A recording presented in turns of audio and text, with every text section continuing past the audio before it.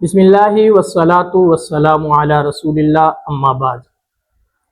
ایک لمحے کے لیے رک کر سوچئے، جس ملک کی بنیاد کلمہ طیبہ پر رکھی گئی ہو، جس ملک کے آئین میں اسلام کو ریاستی مذہب قرار دیا گیا ہو، جس ملک کے مسلمان اپنے بچوں کو دینی شعور دینے کے لیے سکول اور مدارس کا رخ کرتے ہوں، دونوں کا سہارا لیتے ہوں، سوال یہ ہے کہ وہاں کے ایک تعلیمی بورڈ میں 10,000 سے زائد طلباء اسلامیات کے مضمون میں فیل اور ناکام ہو جاتے ہیں۔ سوال یہ نہیں کہ بچے کیوں فیل ہوئے، اصل سوال یہ ہے کہ ہماری اسلامیات کی تعلیم کہاں فیل ہوئی۔ کیا صرف بچے ذمہ دار ہیں؟ کیا صرف اساتذہ ذمہ دار ہیں؟ یا ہمیں پورے تعلیمی نظام کے گریبان میں جھانکنے کی ضرورت ہے؟ تو یہاں ایک اور دلچسپ پہلو بھی سامنے آتا ہے کہ لاہور بورڈ میں ایک سکھ طالب علم 98% نمبر لے کر اسلامیات کے مضمون میں پاس ہوتا ہے۔ میں اس طالب علم کی محنت کو خراج تحسین پیش کرتا ہوں، لیکن یہ سوال پوچھتا ہوں کہ ایک طرف ایک غیر مسلم طالب علم اسلامیات کے مضمون میں 98% نمبر لے رہا ہے، تو دوسری جانب ہزاروں مسلمان طالب علم آخر اسلامیات کے مضمون میں کیوں فیل ہو رہے ہیں؟ یہ سوال نظام سے ہے، یہ سوال ان لوگوں سے ہے جو سال ہا سال سے نصاب بنا رہے ہیں، یہ سوال ان لوگوں سے ہے جو امتحانی نظم اور ڈھانچے کو تیار کرتے ہیں، یہ سوال ان لوگوں سے ہے جو اساتذہ کی تربیت کے ذمہ دار ہیں، یہ سوال ان تمام لوگوں سے ہے جو اسلامیات کو لازمی مضمون کو تو سمجھتے ہیں مگر زندگی بنانے والا مضمون نہیں سمجھتے۔ ہم نے اسلامیات کو کیا بنا دیا؟ رٹا، تعریفیں یاد کرو، سوال جواب یاد کرو، امتحان دو، نمبر لو اور پھر کتاب بند۔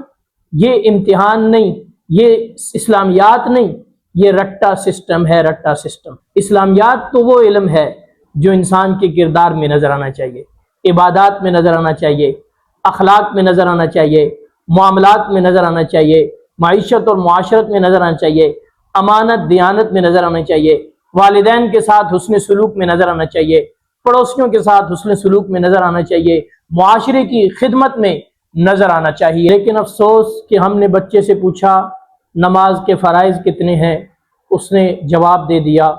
ہم نے پوچھا فلاں غزوہ کب ہوا، اس نے تاریخ بتا دی۔ لیکن ہم نے یہ نہ پوچھا کہ بیٹا جھوٹ کیوں نہیں بولنا، ہم نے یہ سوال نہیں کیا کہ امانت میں خیانت کیوں نہیں کرنی، ہم نے یہ نہیں پوچھا کہ والدین کے ساتھ حسن سلوک کیا کرنا ہے، ہم نے یہ نہیں پوچھا کہ پڑوسی کا کیا حق ہے، ہم نے یہ نہیں پوچھا کہ جناب رسول اللہ صلی اللہ علیہ وسلم کے اخلاق ہماری زندگیوں میں کیسے آئیں گے۔ اور اب آتے ہیں مدارس کی جانب۔ جو لوگ مدارس پر دن رات تنقید کرتے نہیں تھکتے، ان سے سوال ہے اگر مدارس کا نظام تعلیم اتنا کمزور، فرسودہ اور غیر مؤثر ہے تو کئی تعلیمی بورڈز میں مدارس کے طلباء نمایاں پوزیشنز کیسے حاصل کر لیتے ہیں؟ وہ طلباء اپنا دینی نصاب پڑھنے کے ساتھ ساتھ عصری تعلیم میں بھی پوزیشنز حاصل کر رہے ہیں۔ تنقید ضرور کریں، جہاں مدارس میں اصلاح کی ضرورت ہے وہاں اصلاح ہونی چاہیے، جہاں جدید نصاب تعلیم کی ضرورت ہے وہ شامل ہونا چاہیے، جہاں طریقہ تدریس میں تبدیلی کی ضرورت ہے وہ ضرور ہونی چاہیے، لیکن تنقید دلیل سے کریں، تعصب سے نہیں۔ اگر مدرسے کا ایک طالب علم بورڈ میں پوزیشن لیتا ہے تو اسے مثال بنائیں۔ اگر مدرسے کا نظام تعلیم اچھا ہے تو اس سے سیکھنے کی کوشش کریں۔ یہاں پہ مقابلہ مدرسہ بمقابلہ سکول نہیں، بلکہ یہاں پہ مقابلہ اچھا نظام بمقابلہ خراب نظام ہے۔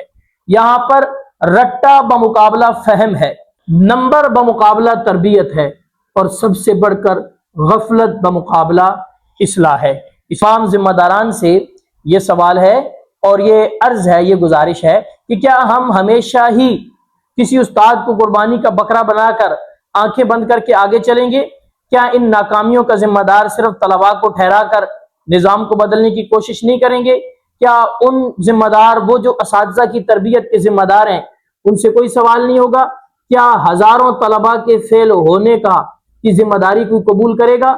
اگر تو آج ہم نے اصلاح کر لی، بہتری کر لی، تو پھر تو ہم آگے بڑھیں گے، اس سوالوں کا جواب ہمیں مل گیا۔ اور اگر ہم نے آنکھیں بند کر لی اور مٹی پاؤ ڈنگ ٹپاؤ والی بات کی، تو پھر نتیجہ یہ نکلے گا کہ آج بات صرف اسلامیات کی ہے، کل ہماری قوم کا ہر نوجوان فیل کھڑا ہوگا۔ اس لیے غور کیجئے۔